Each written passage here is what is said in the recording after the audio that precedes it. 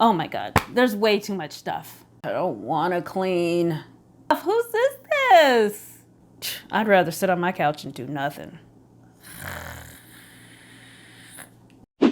If you want to be a minimalist or declutter your home but lack motivation, I got a tip for you. Let's get into it.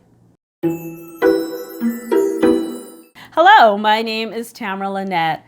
I'm an MIT, a minimalist in training, a minimalist fashionista, and this channel documents my journey to minimalism, the good, the bad, and the ugly.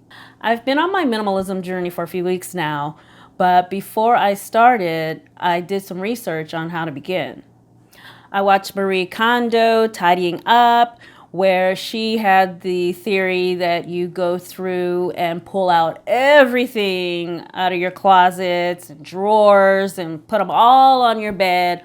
All in one day, you go through everything and decide what you're going to keep and what you're going to give away or throw away.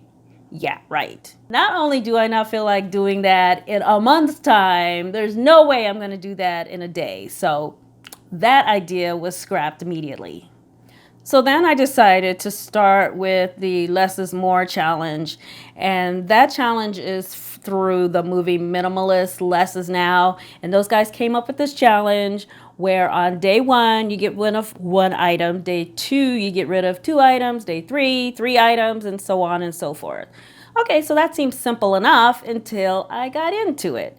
And it was totally stressful for me to go through my things every single day and pick something to get rid of. And then on top of that, where am I going to put this pile of things that I've picked? Because I'm not going to go donate them every single day. I'm not driving to a donation center every day. So now I've created another pile of trash or junk.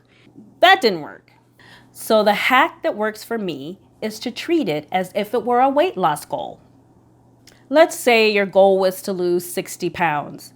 You wouldn't do all this extreme non-eating and this crazy workout and expect to be 60 pounds lighter the next day, right?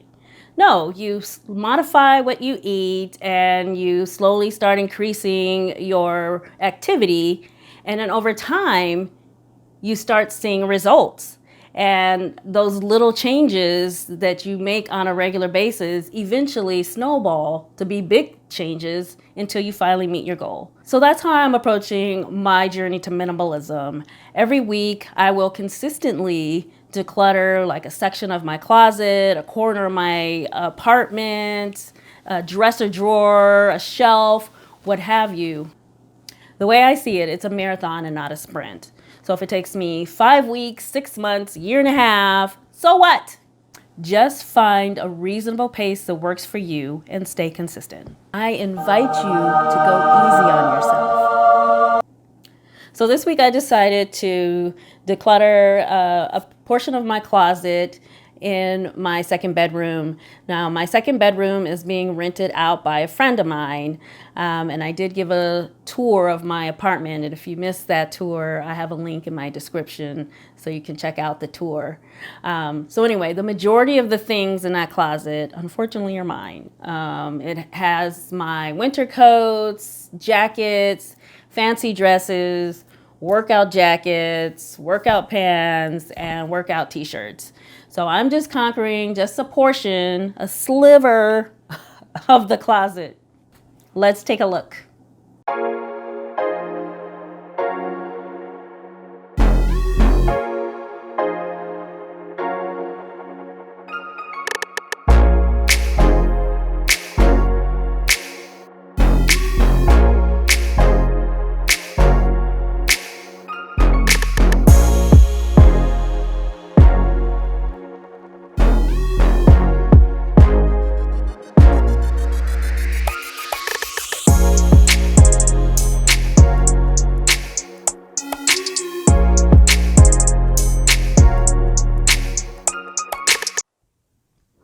Okay, that only took 12 minutes and 49 seconds. This is what I have pulled out, and I will be donating. Not bad. I think that's about 50%. This is what's left. So you'll see that there's a space here now. And I forgot to mention that some of these clothes belong to my renter. And by some, I mean from here to here.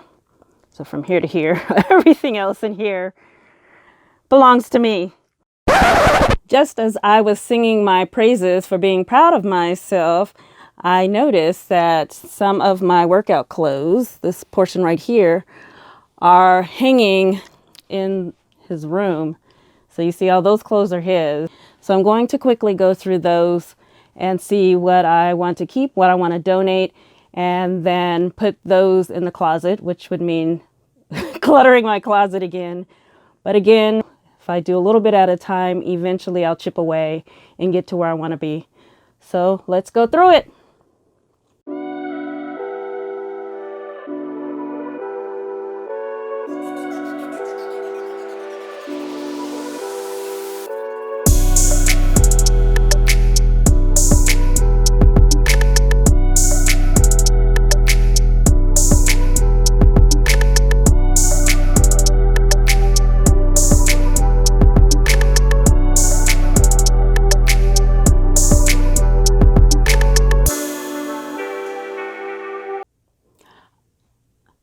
And I'm done. So I removed all of my workout bottoms from this shelving unit, and I'll see if I can back up so you can see what this looks like. So this is the wall, and these are some of his clothes. So now it's all of his clothes. And now I'm back where I started in my closet though, because I put the pants in the closet. Wow. So the closet doesn't look much different, but actually I did pull out 49 pieces of clothing that I'm going to donate. So that's progress, and I'm proud of myself.